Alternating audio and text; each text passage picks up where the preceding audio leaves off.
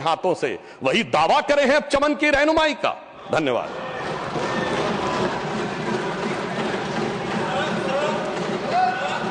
No. Please take your seat. Take your seat. Only to satisfy the urge of my very dear friend Jairam Ramesh, the party of Sudhanshu Trivedi had extended time, which I have done on multiple occasions on this side also at your request. Shri Ajay Makkan. Sir, 25 minutes. Okay, sir. धन्यवाद सभापति महोदय. Very captivating smile. I am sure you will continue with it. Sir, I will, sir. Thank you. आपके आशीर्वाद से जरूर. Thank you. Sir, ये गृह मंत्रालय बहुत महत्वपूर्ण है और व्यक्तिगत तौर के ऊपर मैं ये समझता हूं कि इसमें मुझे बोलने का मौका मिला है आज. मैं अपने आप को बड़ा खुश नसीब समझता हूं क्योंकि इस मंत्रालय में बतौर MOS मैंने काम किया और चिदम्बरम साहब उस वक्त गृह मंत्री थे और मैं उस वक्त उनका गृह राज्य मंत्री था और बहुत सारे विभाग इन्होंने मुझे जिसको काम करने के लिए दिया उसके अंदर मैंने इनसे सीखा भी और बहुत सारी चीजों में मेरी कोशिश होगी कि मैं कुछ सकारात्मक सुझाव मैं दूंगा. मेरे से दोनों पूर्व वक्ता एक वन लाइनर में विशेषता रखते हैं और एक दूसरा पोइट्री में विशेषता रखते हैं. मैं इन दोनों का मुकाबला तो नहीं करूंगा, लेकिन जो मैंने सीखा है इस गृह मंत्रालय के अंदर मेरे सकारात्मक विपक्ष के सजग विपक्ष के तौर के ऊपर मेरी कोशिश होगी और मैं कुछ सुझाव भी दूंगा. सभापति महोदय, सबसे पहले मैं दिल्ली से शुरू करना चाहता हूं.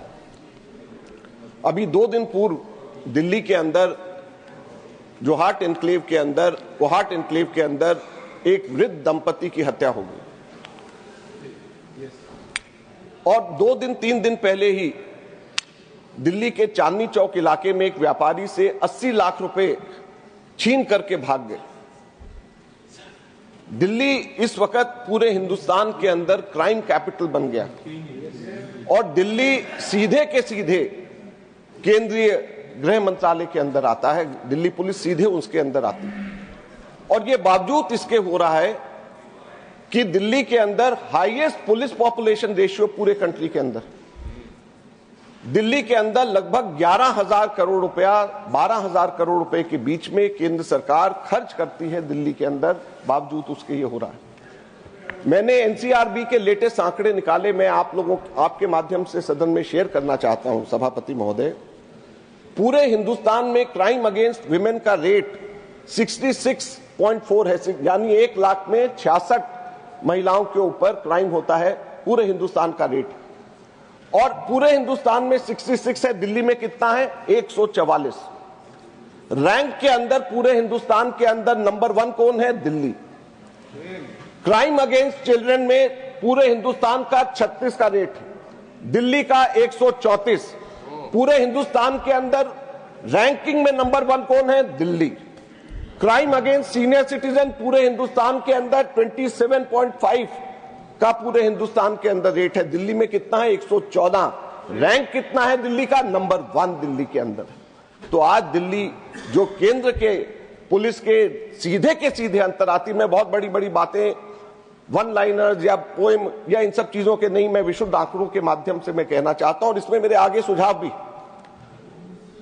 टोटल केसेस पेंडिंग ट्रायल अगर हम सब मेट्रोपॉलिटन सिटीज का देखें तो क्राइम अगेंस्ट विमेन के अंदर मुंबई में 31,000 के करीब केसेस कोर्ट में पेंडिंग, कोलकाता में 15,000, बेंगलुरु में 18,000, हैदराबाद में 10,000 और दिल्ली में कितने? 77,000. 77,000 केसेस कोर्ट के अंदर पेंडिंग है दिल्ली के अंदर. और 2016 के NCRB के फिगर से मैंने कंपेयर किया तो 2016 में NCRB कहती है कि दिल्ली में 29,000 केसेस केवल पेंडिंग थे, अब बढ़ करके 77,000 केसेस हो गए. और यही नहीं, इसके साथ में अगर हम क्राइम अगेंस्ट चिल्ड्रन का देखें तो मुंबई में 10,000, कोलकाता में 3,000, बेंगलुरु में 3,000, हैदराबाद में 1,600 और दिल्ली के अंदर 19,000 केसेस पेंडिंग है कोर्ट के अंदर. तो सभापति महोदय, इसके अंदर मैं अनुरोध करना चाहूंगा कि यह केंद्र सरकार और दिल्ली सरकार को मिलकर के काम करने की जरूरत है पेंडिंग केसेस में। अभी तक के तो पिछले 10 वर्ष में समझ में आता है कि इधर की बात उधर, उधर से इधर, लेकिन अगर ये ट्रायल केसेस, ट्रायल कोर्ट के अंदर पेंडिंग केसेस कम कर दिए जाएं, न्याय जल्दी मिलना शुरू हो जाए, तो एक ये बहुत बड़ी भूमिका आगे आने वाले समय में कम से कम crime against women, crime against children और क्राइम अगेंस्ट सीनियर सिटीजन, तीनों के अंदर दिल्ली नंबर 1 बना हुआ है। ये नहीं होना चाहिए। सभापति महोदय, दूसरा महत्वपूर्ण विषय मैं लेना चाहूंगा। अभी फार्मर्स एजिटेशन चल रहा था पंजाब के अंदर, फार्मर्स को अभी परसों उठा करके फेंक दिया गया। मैंने इस स्पीच की तैयारी के लिए, मुझे याद था बीपीआरएनडी मेरे को चिदम्बरम साहब ने दिया हुआ था। बीपीआरएनडी के अंदर एक बड़ा अच्छा चैप्टर होता था एजिटेशंस का, और वो एजिटेशन का चैप्टर बताता था कि पूरे देश भर में कितने कम्युनल एजिटेशंस हुए, कितने स्टूडेंट्स एजिटेशंस हुए, कितने फार्मर्स एजिटेशन हुए, ये सारे के सारे चैप्टर बताता था। और ये चैप्टर अगर आप देखें तो इसके अंदर पूरे आंकड़े पूरे के पूरे राज्यभर होता था और टेबल्स होते थे, बहुत अच्छे से एक्सप्लेन किया जाता था।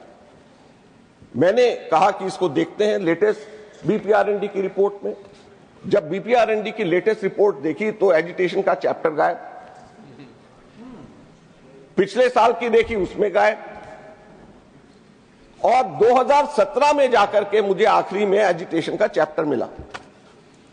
और हमारे जब डिपार्टमेंट रिलेटेड मीटिंग हुई तो मैंने उसके अंदर बात रखी, और मैं धन्यवाद करना चाहूंगा हमारे राधामोहन अग्रवाल जी का। उन्होंने हमें इजाजत देते हैं, फ्रीडम देते हैं पूछने का और रिकॉर्ड करते हैं। मैं उनको ऑफिशियली यहां पे आज ऑपोजिशन में होने के बावजूद उनको धन्यवाद करता हूं कि ये सब चीजें रिकॉर्ड पे आती। और डिपार्टमेंट रिलेटेड स्टैंडिंग कमेटी में जब मैंने इसको उठाया और उसके अंदर जो जवाब आया वो रिपोर्ट के अंदर है, मैं केवल 2 वो पंक्तियां पढ़ करके सुनाना चाहता हूं।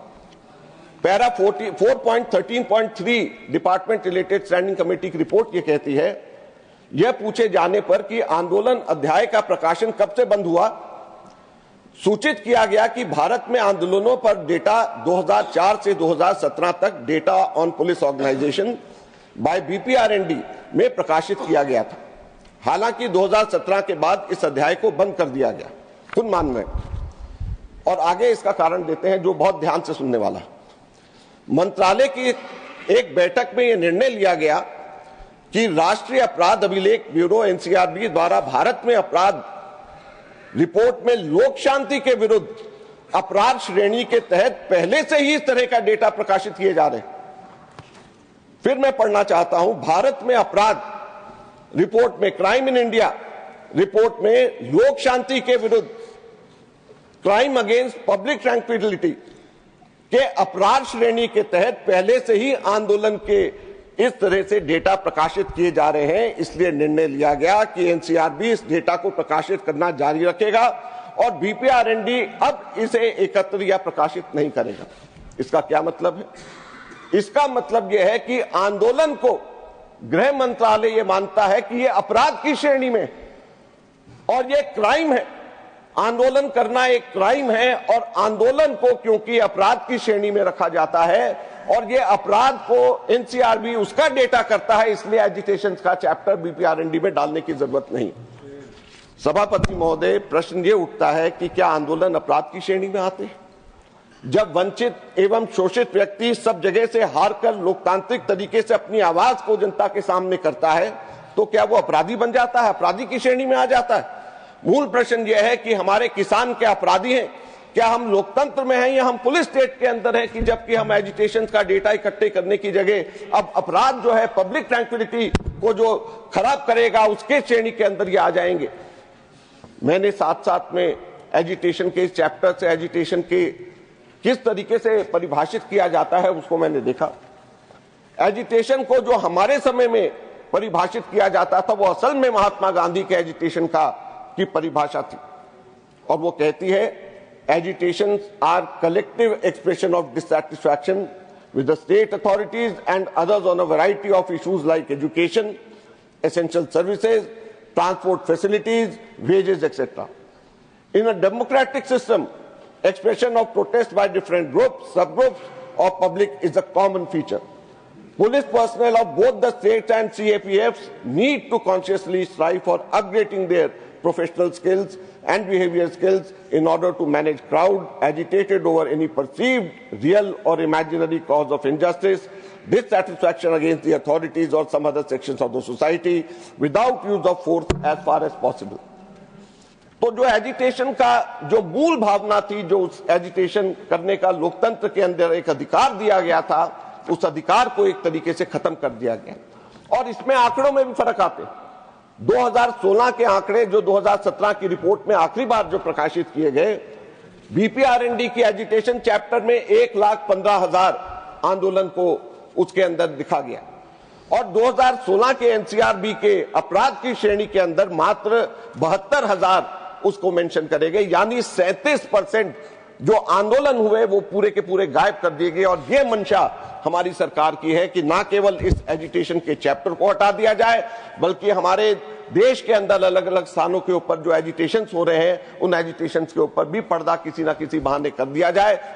सभापति महोदय, बेशक ये कुछ लोगों को अभी इसकी महत्व समझ नहीं आएगा, लेकिन ये इतना महत्वपूर्ण है। अगर आप इसके ऊपर चादर डालेंगे, इन बातों के ऊपर कंबल डालेंगे, तो अफवाहें फैलाने वाले, झूठ बोलने वाले किसी भी प्रकार के कोई भी आंकड़े देंगे और उसको हम लोग किसी भी तरीके से हम लोग उसको ठीक करने, काउंटर करने की स्थिति में नहीं होंगे।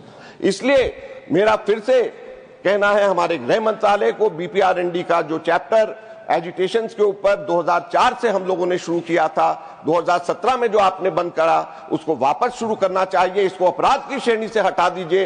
एजिटेशन करना, आंदोलन करना अपराध नहीं होता। आप लोग भी जब ऑपोजिशन के अंदर थे, बीजेपी भी जब ऑपोजिशन में थी, हम लोग भी छात्र आंदोलन से निकले हैं, हम लोग भी ट्रेड यूनियन से निकले हैं, आंदोलन करते हैं। और हम वो आंदोलन भी करते हैं जिसमें पुलिस परमिशन भी होती है, जंतर मंतर पर भी बैठते हैं, भूख हड़ताल भी करते हैं। तो क्या हर आंदोलन अपराध की श्रेणी में गिना जाएगा? और वो आंदोलनों की लिस्ट, आंदोलनों की बारे में बातें पूरे के पूरे देश को एनुअल रिपोर्ट के अंदर आनी चाहिए। मेरा विनम्र निवेदन हमारे गृह मंत्रालय से। सभापति महोदय, भारत का एक प्रकार से यह स्वर्णिम काल की दहलीज के ऊपर हम लोग खड़े हुए हैं। सभापति महोदय, यह स्वर्णिम काल का कारण और कोई नहीं बल्कि हमारे देश के युवा। हमारे देश की आबादी, युवा आबादी दुनिया के अंदर सबसे ज्यादा है इस वक्त। हमारे 65% देश की आबादी 25 वर्ष से कम। अगर मीडियम मध्य आयु अगर हमारे देश की पाई जाए तो 28 वर्ष हमारी है, यानी आधी आबादी हमारी 28 वर्ष से कम। अगर हम डेवलप्ड कंट्रीज के साथ में इसको अगर हम मुकाबला करें तो जापान के अंदर जो मीडियन वैल्यू है, मध्य आयु है, वो 49 ईयर्स की, जर्मनी के अंदर 47 वर्ष की, अमेरिका के अंदर यह 39 वर्ष की, और हम 28 वर्ष पे हैं। हमारे सामने ये एक अपॉर्चुनिटी हमारे सामने है जिसको डेमोग्राफिक डिविडेंड हम लोग कहते हैं, हमारा जनसांख्यिकी लाभांश कहते हैं कि जो हम लोगों को मिलता है, जिसका फायदा हम लोगों को मिल रहा है। सभापति महोदय, लेकिन ये डेमोग्राफिक डिविडेंड का विंडो, ये खिड़की हमेशा के लिए हमारे सामने खुली हुई नहीं है। ये केवल अगले 25 वर्षों के लिए, क्योंकि 2050 आते आते हमारी मध्य आयु हमारे देश की 28 से बढ़कर के 39 हो जाएगी, जो आज अमेरिका की। तो हमारे सामने ये केवल 25 वर्ष हैं जिसमें हम लोग इस युवा आबादी का फायदा उठा सके। लेकिन ऐसा लगता है कि हमारे देश के खिलाफ में साजिश हो रही है, जिसको रोकने के अंदर हमारी केंद्र सरकार और गृह मंत्रालय मुझे लगता है कि विफल हुई है। और उसके बारे में मैं कहना चाहता हूं, क्योंकि वो नशे की शिकार हो रही है। आज नशे की वाकया, घटनाएं इतनी तेजी से हमारे देश के अंदर बढ़ रही, और उसके मैं आंकड़े देना चाहता हूं जो हम लोगों के सामने हमारे देश के लिए बहुत महत्वपूर्ण है। सभापति महोदय, 2010 और 2014 के बीच में कुल एनडीपीएस की घटनाएं, नशे की घटनाएं पूरे देश में 33,000 थी, और 2022 के लेटेस्ट एनसीआरबी की रिपोर्ट कहती है कि ये घटनाएं 33,000 से बढ़कर के 1,15,000 होगी, 4 गुना से भी ज्यादा। ये रेट जो है प्रति लाख पॉपुलेशन 2010 से 2014 के बीच में 2.7 का रेट था। आज ये रेट 8.7 का है, 2.7 से बढ़कर के 8.7, और ये हर साल बढ़ रहा है, ऐसा नहीं कि एकदम झटके से बढ़ गया। 2017 में रेट 5 था और टोटल इंसिडेंट 64,000 थे। 19 में 5.4 था रेट और टोटल घटनाएं 73,000। 21 में 6.3 रेट और टोटल घटनाएं 78,000, और अब 2022 में रेट 8.7 और टोटल घटनाएं 1,15,000। ये बढ़ करके टोटल बढ़ करके 4 गुना अगर 2010 और 2014 के बीच में करें तो ये इतना बढ़ गया। ये कुल बढ़ोतरी 247% की बढ़ोतरी केवल 10 वर्षों के अंदर 247% बढ़ा है एनडीपीएस की घटनाएं। दिल्ली के अंदर जो राष्ट्र की राजधानी है, जहां पे पुलिस भी इनकी, दिल्ली के अंदर जहां पूरे राष्ट्र में 247% बढ़ा है, दिल्ली के अंदर 546% बढ़ा। 2015 में जहां पे केवल 277 घटनाएं एनडीपीएस की हुई थी, 2024 में बढ़कर के ये 1789 घटनाएं हो गई। दिल्ली के अंदर 546% दिल्ली के अंदर एनडीपीएस की घटनाओं के अंदर बढ़ोतरी हुई है। आज दिल्ली की स्थिति ये है, आज देश के अंदर स्थिति ये है। यही नहीं, अभी 2 दिन पहले राज्यसभा के अंदर रणदीप सुरजेवाला जी के एक प्रश्न में जवाब दिया कि कहां कहां के किस तरीके के ड्रग्स कितने कितने सीज करे गए।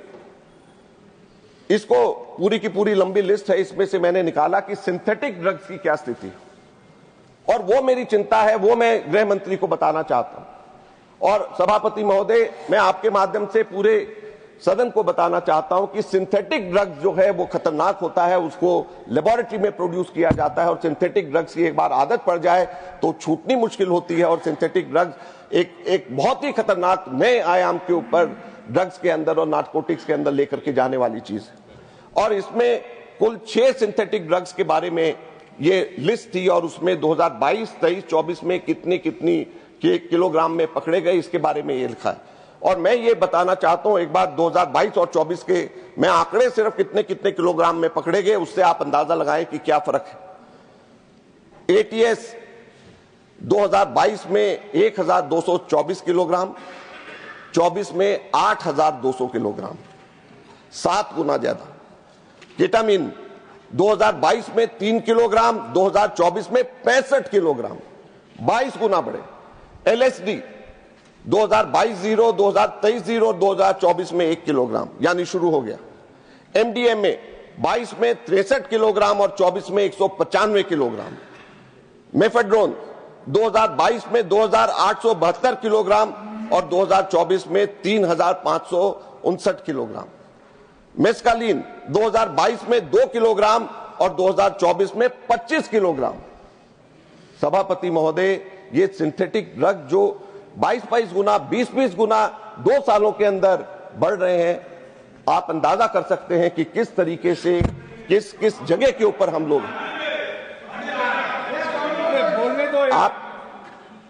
आप क्यों परेशान हो रहे हैं? क्यों परेशान हो रहे हैं? मैं तो आंकड़े जो हमारे को दिए हैं यहां पे इसी हाउस में वही बोल रहा हूं, और मैं उम्मीद करूंगा गृह मंत्री जी इसका जवाब दे। जो चीज अच्छी लगे उसको माने, जो अच्छी नहीं लगे उसको नहीं माने। यही गृह मंत्री हम सुझाव दे सकते हैं, ऑपोजिशन होने के नाते हम ये बातें सामने रख सकते हैं। सभापति महोदय, इतिहास गवाह है कि पहले ड्रग्स और नारकोटिक्स आते हैं और फिर गैंग वॉर और टेररिज्म आता है। पंजाब के अंदर आज यहां पर पूरे देश में 8.7 है, पंजाब के अंदर ये रेट है 40। 8.7 देश का रेट और पंजाब का 40। केरल के अंदर हमारे एक साथी ने अभी कुछ दिन पहले यहां पे नोटिस दिया था 0R का, पूरे देश में 8.7 है, केरल में और भी खराब है, केरल में 74 है, 74 का रेट केरल के अंदर। तो सभापति महोदय, ये साजिश नहीं है तो क्या है हमारे देश के युवाओं का, जहां पर कुछ राज्यों में खास तौर के ऊपर जो हमारे बॉर्डर स्टेट्स हैं वहां पर क्यों इस तरीके की चीजें हो रही। पाकिस्तान से 5-5 किलो के ड्रोन से हमारे यहां पे ड्रग्स आ रहे हैं, इसको कौन रोकेगा? 50 किलोमीटर बीएसएफ की जो एम्पावर करी है किसने किया? आपने किया है, तो ड्रोन्स को कौन रोकेगा? 5-5 किलोग्राम से आप सब लोग जानते हैं कि पंजाब के अंदर ड्रोन से आ रहे हैं, बाहर से आ रहे हैं। गैंगस्टर्स पंजाब के अंदर जेल से ऑपरेट कर रहे हैं। ये टेररिज्म का उठता हुआ नाग नहीं है तो क्या है? हाल के वर्षों में पंजाब पुलिस स्टेशंस में ग्रेनेड हमले हो रहे हैं, कार्यकर्ताओं की लक्षित हत्याएं हो रही, अंतर्राष्ट्रीय नेटवर्क की संलिप्तता द्वारा चिन्हित किया गया। 2022 से लेकर अब तक कम से कम 15 प्रमुख घटनाएं हुई हैं, जिसमें आरपीजी, रॉकेट चलित ग्रेनेड, निम्न तीव्रता विस्फोट, बब्बर खालसा इंटरनेशनल और खालिस्तान जिंदाबाद फोर्स जैसे खालिस्तान समर्थक समूहों से जुड़ी हत्याएं शामिल। सभापति महोदय, 14 अभियुक्तों की गिरफ्तारी हो चुकी है, लेकिन जो पाए जा रहे हैं वो AK-47 पाए जा रहे हैं इनके पास, ग्लॉक पिस्टल्स और आर्गेस ग्रेनेड पाए जा रहे हैं। आर्गेस ग्रेनेड क्या है जिसका इस्तेमाल हो रहा है? ये ऑस्ट्रियन मेड ग्रेनेड्स है। ऑस्ट्रियन ग्रेनेड जिसका इस्तेमाल वहां पर हो रहा है पंजाब में, उसका इस्तेमाल मुंबई अटैक में और हमारे यहां पार्लियामेंट के अटैक में हुआ। तो ये कैसे आ गए हमारे देश के अंदर? कैसे इनका इस्तेमाल पंजाब के अंदर हो रहा है? मैं चाहूंगा कि गृह मंत्री जी जब इसकी बात करें, क्योंकि ड्रग्स के साथ में अगर यहां पर इस प्रकार के ग्रेनेड अटैक, जो ऑस्ट्रियन मेड ग्रेनेड से, जिसका इस्तेमाल मुंबई अटैक के अंदर हुआ, जिसका इस्तेमाल पार्लियामेंट के अटैक के ऊपर हुआ, वो अगर पंजाब के अंदर अगर आज उनका इस्तेमाल हो रहा है, तो इसका मतलब साजिश गहरी है। इसका मतलब साजिश सीमा पार से आ रही है, जिसका हमको रोकना है, जिसको रोकना गृह मंत्रालय को है। ये मैं आज कहना चाहता हूं।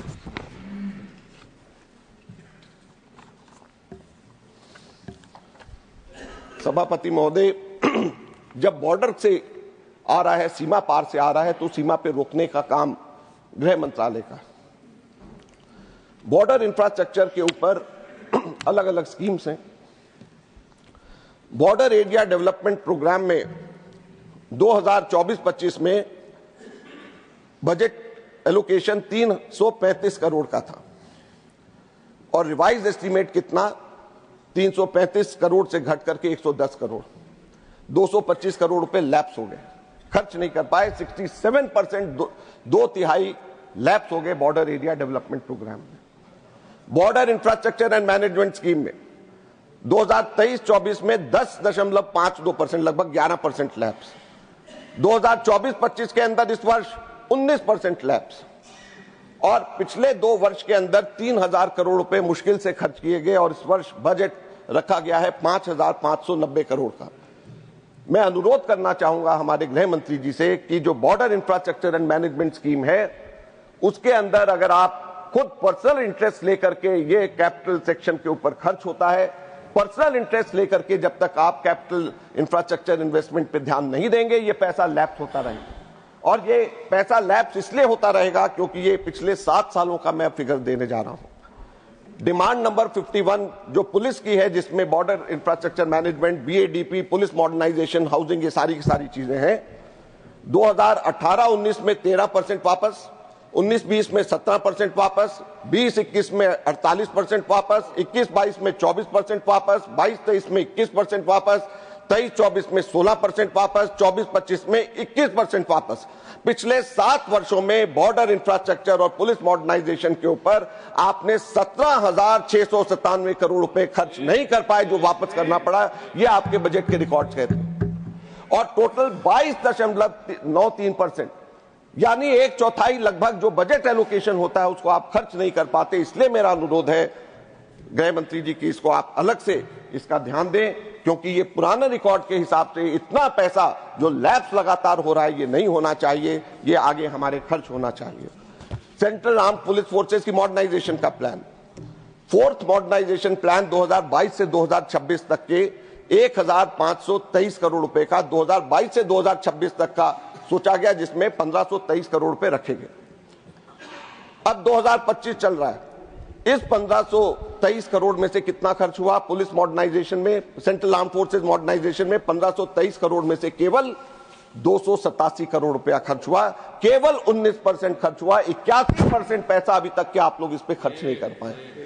तो जब CAPF के मॉडर्नाइजेशन प्लान को जब आप लोग ठीक तरीके से नहीं खर्च कर पा रहे, जब बॉर्डर एरिया के इंप्रूवमेंट प्रोग्राम को आप लोग ठीक तरीके से खर्च नहीं कर पा रहे, तो किस तरीके से हम उम्मीद करेंगे कि हमारे सीमा को आप रोकेंगे। ड्रोन से हमारे यहाँ पे ड्रग्स आ रहे हैं और उन ड्रोन के ड्रग्स को नहीं रोक पा रहे। हमारे यहाँ पे बॉर्डर से क्रॉस होकर के ड्रग्स आ रहे हैं, ऑस्ट्रियन ग्रेनेड्स आ रहे हैं, AK-47 आ रहे हैं और हम इसको नहीं रोक पा रहे हैं। सभापति महोदय, इसमें एक और बहुत महत्वपूर्ण बात है। BPRND की लेटेस्ट रिपोर्ट कहती है कि कुल हमारे यहां पर जो टोटल जो स्ट्रेंथ है उसमें 11% की पुलिस फोर्सेज में वैकेंसी है। 1,10,000 पैरामिलिट्री फोर्सेज की जगह खाली है, रिक्त है, वहां पे भर नहीं है। तो सभापति महोदय, जब हम पैसे खर्च नहीं कर पा रहे, जब हम लोग जो हमारे सैंक्शन पुलिस फोर्स की जो स्ट्रेंथ है उसमें से 11% जब सैंक्शन पुलिस फोर्स की हमारी स्ट्रेंथ खाली है, तो हम ये कैसे उम्मीद करेंगे कि हमारी फोर्सेज अच्छी तरीके से काम कर सकें। एक और बात बहुत महत्वपूर्ण है, दो छोटी छोटी बातें करनी है मुझे। एक बहुत महत्वपूर्ण बात है और वो बात हमारी सेंसस से। 2011 का सेंसस चिदम्बरम साहब ने उसका काम मुझे दिया था 2009 में जब मैं मंत्री बना था, और सेंसस का काम 2011 का हमने 2009 से शुरू कर दिया था। उसके शेड्यूल बनाने, ट्रेनिंग करनी, सब चीजें। अब सेंसस के हमारे लिए क्यों जरूरी है? सेंसस हमारे लिए जरूरी है क्योंकि हमारे सारे प्रोग्राम्स जो पब्लिक वेलफेयर प्रोग्राम्स हैं वो सेंसस पॉपुलेशन की एक्सपेक्टेशंस के बेसिस पे होता है। 2011 के अंदर 121 करोड़ की हमारी पॉपुलेशन थी, एक्सपेक्टेड अभी 146 करोड़ की। 25% पॉपुलेशन ग्रोथ हुई है। हमारी नेशनल फूड सिक्योरिटी एक्ट के तहत 70% ग्रामीण और 50% शहरी लाभार्थी हो सकते हैं। यानी 15 करोड़ गरीब लोग आज की डेट में अगर सेंसस होते हैं तो 15 करोड़ गरीब लोगों को NFSA का फायदा मिलेगा, और वो फायदे से आप लोग वंचित रख रहे हैं क्योंकि सेंसस नहीं करा रहे। हमारे NSSO के जो सैंपल सर्वेज होते हैं उसके अंदर जो एनुमरेशन ब्लॉक सेंसस से निकलते हैं वो उसका आधार बनता है सैंपलिंग का, जिसके आधार के ऊपर वो तय करते हैं कि कहां से सैंपल निकाले। समाप्त करें माननीय सदस्य। और अभी हमारी पार्टी के दूसरे और एक और इसके बाद में छोटा सा पॉइंट है। तो सभापति महोदय, अगर हम सेंसस टाइम पे नहीं कराएंगे तो हमारे देश के अंदर लाभार्थी अलग अलग स्कीम्स के हम तय नहीं कर पा रहे। 15 करोड़ तो मैंने नेशनल फूड सिक्योरिटी एक्ट का कहा। फिर हमारे पीरियोडिक लेबर फोर्स सर्वे का, PLFS का NSSO सर्वे करता है। हमारे हेल्थ स्कीम्स के सर्वेज होते हैं, वो सारे के सारे सर्वेज गलत होंगे अगर हमारे एनुमरेशन ब्लॉक्स नहीं होंगे। तो हमारे सेंसस टाइम पे होना चाहिए। हमारा 2020-21 के अंदर 85% पैसा सेंसस के अंदर जो था लैप्स हुआ। समझ में आता है कोविड का समय था, लेकिन 21-22 में 86% लैप्स हो गया, 22-23 में 85% लैप्स हो गया, 23-24 में 65% लैप्स हो गया, और पिछले वर्ष 58% पैसा लैप्स हो गया। ये कैसे, इसको कैसे आप जस्टिफाई करें? आप 20-21 का तो समझ में आता है कि चलिए कोविड है, 85% लैप्स हो गया, लेकिन उसके बाद में जो टोटल बजट अमाउंट है और जो स्पेंट अमाउंट है उसके बेसिस के ऊपर करें तो सारा पैसा आपका लैप्स हो गया। मैंने केवल एक बात मैंने पूछा, समाप्त करें माननीय सदस्य। बात पूछा, समाप्त करें, कि जो मंत्रालय के लोग आए थे, मैंने केवल एक बात पूछा कि आप हमें यह वायदा कर दें कि इस साल सेंसस पूरा कर देंगे, लेकिन कोई वायदा नहीं हुआ। जो अभी इस साल का भी बजटरी एलोकेशन है उसके हिसाब से हमारा इस साल भी मुझे नहीं लगता कि सेंसस हम लोग कंप्लीट कर पाएंगे, और हमारे देश की गरीब जनता फिर भी महरूम रहेगी क्योंकि उनको लाभ नहीं मिल रहा। मैं चाहूंगा गृह मंत्री इसमें भी कुछ कहना चाहते हैं, जब जवाब देंगे तो हम लोग सुनना चाहेंगे, इसके ऊपर भी, सेंसस के ऊपर हम लोग सुनना चाहेंगे। आखिर बात मैं बोलना चाहूंगा, हमारे ग्लोबल वार्मिंग की वजह से डिजास्टर मैनेजमेंट के ऊपर बजट हमारा ज्यादा होना चाहिए, क्योंकि प्राकृतिक आपदाएं हमारे यहाँ पे बढ़ रही। दुख की बात यह है, समाप्त करें माननीय सदस्य। दुख की बात यह है कि हमारे पूरे बजट में जो BE में इंक्रीज हुआ है, BE से RE, वो 5.83% है गृह मंत्रालय का, पूरे देश का 7.4% है। लेकिन प्राकृतिक आपदा में relief on account of natural calamities में कटौती कर दी गई है 7.5% की, जबकि प्राकृतिक आपदा, नेचुरल कैलामिटीज हमारी बढ़ रही है। हम सब लोग जानते हैं ग्लोबल वार्मिंग की वजह से और ज्यादा खर्चे होंगे, लेकिन और ज्यादा खर्चे जिसमें होंगे उसमें आप 7.5% की कटौती कर दें तो यह बड़े दुख की बात है, इसको भी आपको देखना चाहिए। NDRF जो हमारा national disaster response police force है, उसमें 23% की वैकेंसी है पुलिस फोर्स, उस रिस्पांस फोर्स के अंदर 23% लोग उसमें कम है। टोटल सैंक्शन स्ट्रेंथ 18,597 की और एक्चुअल 14,197 की। तो सभापति महोदय, जब हमारी ग्लोबल वार्मिंग बढ़ रही है, हम कैसे प्राकृतिक आपदा के ऊपर हम खर्चे के अंदर कटौती कर सकते हैं, ये मुझे समझ में नहीं आता। एक नेशनल डिजास्टर मैनेजमेंट प्रोग्राम था। अब समाप्त हुआ भाषण माननीय सदस्य। आखिरी वाला पॉइंट एक बार बस ये वाला खत्म कर लेने दे सभापति महोदय। नेशनल डिजास्टर मैनेजमेंट प्रोग्राम था। 23-24 में एक्चुअल खर्च हुए 198 करोड़, 24-25 में बीई घट करके 105 करोड़, 24-25 में आरई 25 करोड़ और 25-26 में बीई 4 करोड़। 198 करोड़ से कम होते होते ये 4 करोड़ के ऊपर नेशनल डिजास्टर मैनेजमेंट प्रोग्राम पहुंच गया। आप बताएं कि किस तरीके से हमारी प्राकृतिक आपदा के ऊपर ये काम हो रहा है। बहुत बहुत धन्यवाद सभापति महोदय। धन्यवाद माननीय वाकर साहब। श्री एम षणमुगम।